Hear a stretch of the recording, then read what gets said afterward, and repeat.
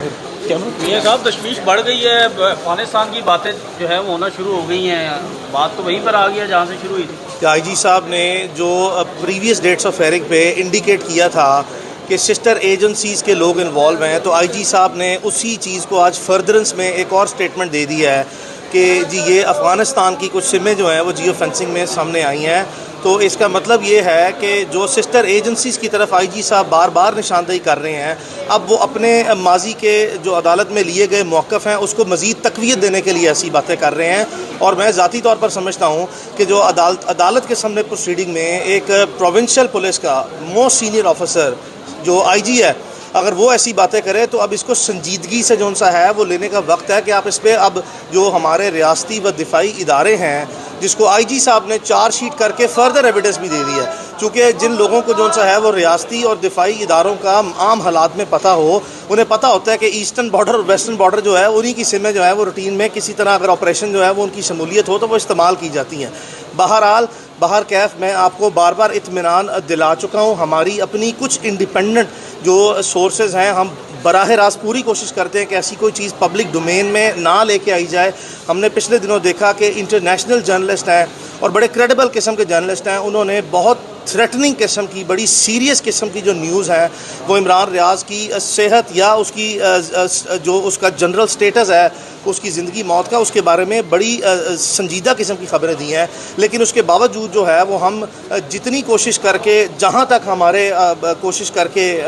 وسائل ہیں اس کے اندر رہتے ہوئے ہم بار بار جو ہے وہ مختلف ذرائع سے تصدیق کرتے ہیں اور ہمیں اطمینان جو سا ہے وہ بخش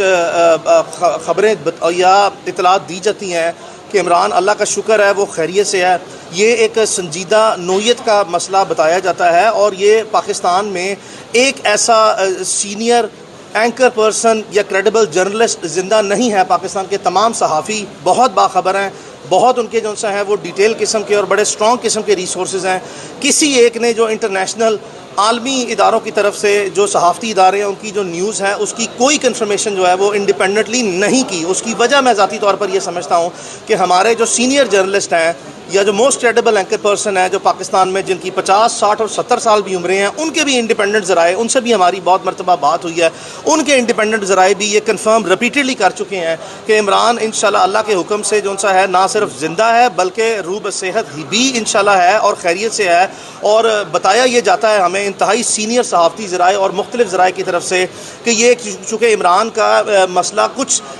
باقی کیسز سے زیادہ پیچیدہ نظر آتا ہے، جہاں پہ بھی وہ مسئلہ ہے، اور یہ اب جیٹ بلیک سے گرے میں آ گیا اور گرے سے وائٹ کی طرف چل پڑا ہوا ہے۔ اور جیسا کہ آپ نے رات کو دیکھا کہ اسی طرح کا سملر کیس میں سمیع ابراہیم صاحب کو بھی کڈنیپ کیا گیا اور تمام پاکستان کے ریاستی اداروں نے آ کے کہا کہ جی ہمارے پاس ان کی کسٹڈی نہیں ہے۔ پھر اسلام آباد پولیس نے کہا کہ جی ہمارے پاس تو وہ جگہ بھی ٹریک نہیں ہوئی جہاں سے وہ کڈنیپ ہوئے ہیں، کوئی کیمراز نہیں تھے۔ لیکن آپ نے دیکھا کہ بڑے اطمینان سے، بڑے سکون سے 6 دن گزرنے کے بعد سمیع ابراہیم صاحب بھی اپنے گھر میں واپس آ گئے ہیں۔ تو the facts and the circumstances and the scenario it is all speaking for itself۔ لیکن جو اب آئی جی پنجاب صاحب نے پہلی بات کہی کہ جی ہماری سسٹر ایجنسیز کے لوگوں نے معاونت کی، پھر یہ بات کہی کہ جی وہ جو ایک شخص تھا جس نے عمران ریاض خان کے گھر میں ریڈ کیا، اور وہ ریڈ کرنے والا شخص اور جو جیل کے باہر سے پک اپ کرنے والا شخص جو عدالت کے سامنے ویڈیوز چلی ہیں جس کو آئی جی پنجاب صاحب بار بار نشاندہی کر کے کہتے ہیں کہ یہ سسٹر ایجنسیز کے لوگ ہیں،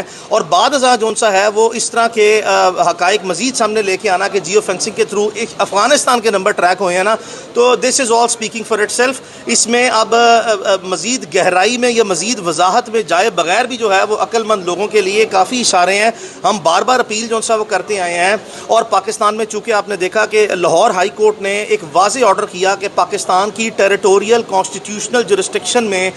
جتنے ادارے ہیں، چاہے وہ دفاعی و ریاستی ادارے ہیں، چاہے وہ ہماری انٹیلیجنس ایجنسیز ہیں، چاہے وہ ایف آئی اے ہے، چاہے وہ پولیس ہے، جن کے پاس جو وسائل ہیں پاکستان کی جغرافیائی حدود میں، وہ تمام وسائل کو بروئے کار لاتے ہوئے، چاہے وہ انٹیلیجنس ریسورسز ہیں، چاہے وہ ٹیکنالوجیکل ریسورسز ہیں، چاہے وہ ہیومن ریسورسز ہیں، یا چاہے وہ فائنینشیل ریسورسز ہیں، ان تمام کو یوٹیلائز کرتے ہوئے ہم لازمی طور پر عدالت کے حکم کے جو سا ہے وہ مد نظر رکھتے ہوئے آپ سے عدالت کے حکم پر عمل درآمد اور احترام چاہتے ہیں۔ برائے مہربانی عمران ریاض خان کو اب بازیاب کر دیا جائے۔ کسی بھی شخص کو ڈیو پروسیس سے آپ ڈینائی نہیں کر سکتے، آپ نے اس کو اسٹرانگلی ڈپرائیو کر دیا ہوا ہے۔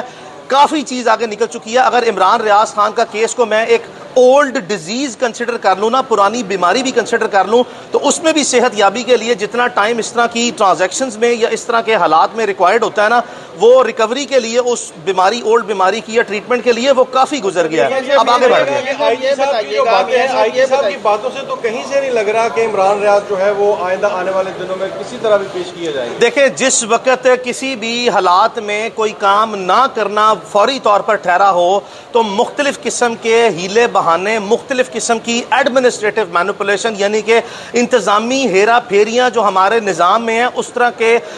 بالکل بے مقصد قسم کے اور بے معنی قسم کے جواز بنائے جاتے ہیں, نمبر 1. اور نمبر 2 جون سا ہے پھر انیبلٹی یعنی کہ اپنی واضح جون سا ہے بے بسی اور لاچاری کا عام حالات میں انتظامیہ اظہار کرتی ہے. یہ صرف عمران ریاض خان کے کیس میں نہیں ہے, چونکہ آپ بڑے انتہائی مؤثر اور باخبر قسم کے کورٹ رپورٹرز ہیں. آپ کے سامنے روزمرہ کی بنیاد پر سینکڑوں ایسے کیسز عدالتوں میں آتے ہیں جہاں پہ یہ ہماری انتظامیہ کے عام ہیلے بہانے ہیں کہ جس چیز کو ریزالو نہ کرنا ہو اس کے لیے ہمارے پاس ایک لمبی کتاب ہے, یعنی کہ ایک long detail and bags of tricks ہے, جس کی بیسس پہ بکس آف مینوپولیشن کے وہ ٹرکس نکالے جاتے ہیں کہ ہیرا پھیریاں کرنے کے لیے نئی نئے ہیلے بہانے, نئی نئی کہانیاں عدالت کو سنائی جاتی ہیں. لیکن میں باوجود اس کے جو سا, اور میں یہ ذاتی طور پر سوچتا ہوں, جب آئی جی صاحب نے خود لازمی طور پر چارج شیٹ کر دیا پاکستان کے ریاستی اور دفاعی اداروں کو, تو اب آئی جی صاحب عدالت میں کھڑے ہو کے آپ کو کیا جو سا اقرار جرم کر لیں. اقرار جرم واضح طور پر نظر آ رہا ہے کہ ان کی پولیس موجود ہے, واضح طور پر ان کو ایویڈنس دکھائی گئی, واضح طور پر ان کی